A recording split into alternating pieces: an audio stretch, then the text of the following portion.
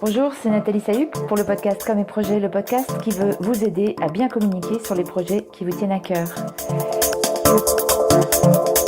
Donc c'est l'épisode 48. Alors vous savez qu'en ce moment je fais une petite série de podcasts sur le thème du communicant parfait ou du dire comme parfait. Et aujourd'hui ce que je veux vous dire c'est que finalement un bon communicant c'est celui qui saura poser les bonnes questions. Qu'est-ce que ça veut dire poser les bonnes questions ? En voilà une de questions. Non, j'arrête. Les bonnes questions, en fait, c'est tout ce qui permettra aux communicants de vraiment comprendre la situation, de vraiment rentrer dans la logique du projet, dans la logique du dirigeant. Et ce sera aussi ce qui lui permettra d'éviter de perdre du temps. Je crois qu'il y a plusieurs sortes de questions et elles sont toutes hyper importantes. Alors, je vois 3 types de questions, en fait.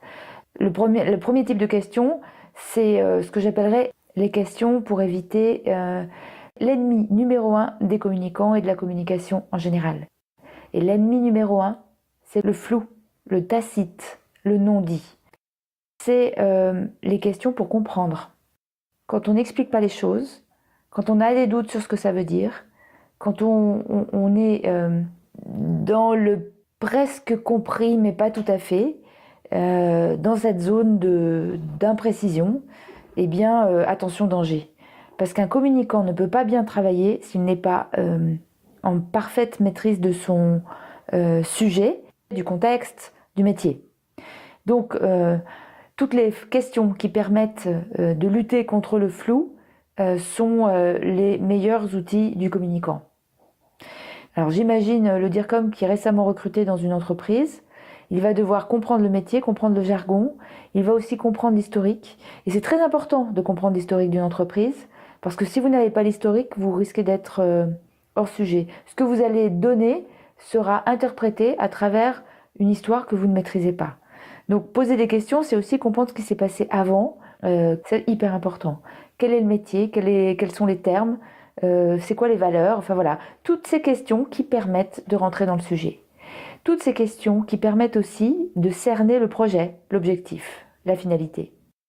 Et ça, ça se fait pas en une fois. Il n'y a pas 3 questions pour le résoudre. Il y a un effort permanent de compréhension et de guerre contre le flou et le tacite. Luttez contre le flou et le tacite et vous aurez toutes les armes pour bien définir ce qu'il doit être dit, quand et comment et dans quelles circonstances. Donc c'est vraiment la première raison pour laquelle il faut poser des tonnes de questions. La lutte contre le flou. Une fois qu'on a dit ça, il y en a d'autres. La deuxième série de questions, ce sont les questions candides. Alors ici, dans les questions candides, c'est plutôt l'arme fatale pour faire ressortir des choses qui ne seraient pas venues autrement. Il y a une question, c'est ma question favorite, je vous le dis, c'est comment est-ce que tu pourrais me dire ça comme à un enfant de 5 ans ? Explique-le-moi comme un enfant de 5 ans. Et tout d'un coup, il y a une espèce de légèreté qui arrive, les mots sont simples et souvent on lit des choses qui n'étaient pas dites, qui n'étaient pas exprimées avant, grâce à cette petite question de Candide.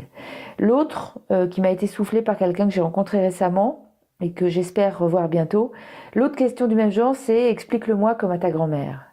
Ça marche aussi, c'est la même note, plus affective, plus pédago, et bienveillante. Voilà, donc c'est une autre façon de faire sortir des éléments qui seront clés pour l'organisation de la communication. Donc ça, c'est une vraie question en or.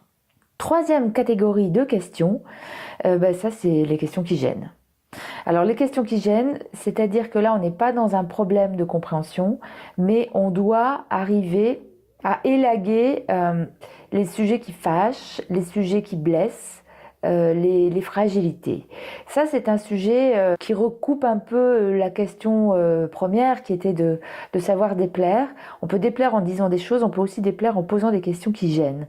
C'est le niveau 3 des questions, c'est celles que vous pouvez poser quand vous avez établi un cadre de confiance, mais elles sont souvent essentielles. Parce que souvent, si vous ne pouvez pas poser les questions qui gênent auprès de votre interlocuteur, ça veut dire que vous allez garder en vous une petite part d'ombre sur l'intention, et ça c'est hyper mauvais. Donc arriver à poser ces questions qui gênent dans un cadre qui le permet, c'est-à-dire dans un contexte où on sait que les choses ne vont pas être répétées, où on sait qu'il y a suffisamment d'historique peut-être entre les personnes pour y parvenir, où vous avez démontré votre capacité à garantir une vraie confidentialité. À ce moment-là, posez les questions qui gênent.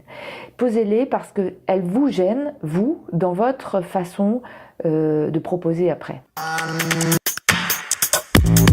Donc voilà, plein de raisons pour poser plein de questions, parce que les gens en fait apprécient cet effort de précision et parce que ça leur permet à eux aussi de clarifier souvent un certain nombre de choses. À trouver une autre façon de parler de leur projet, être pédagogue sur leur métier. Troisième cas, les questions qui gênent, ça leur permet de recevoir une perception qu'ils n'avaient peut-être pas forcément imaginée avant et qui va leur être aussi utile. Voilà. Je suis pas sûre que ce soit uniquement lié au métier de communicant. Je dirais que pour tout consultant, c'est important de savoir poser les questions. Je pense que la valeur supplémentaire pour un DIRCOM, c'est que comme il est question de savoir trouver les mots, les messages, les formules, les contextes pour exprimer une intention, parce qu'un projet c'est d'abord une intention, il faut se donner toutes les clés pour être suffisamment en empathie et pour viser juste.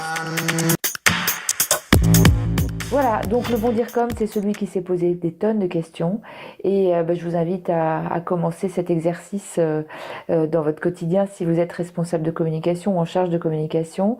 Moi, je me suis un peu fait cette philosophie dans ma vie de m'autoriser à poser toutes les questions qui me viennent. Alors, des fois, je me calme, c'est pas forcément le moment pour poser toutes les questions, mais par contre, il n'y a aucune question qui mérite de ne pas être posée. Il n'y a pas de questions bêtes et je dois dire que ça m'a fait gagner un temps fou.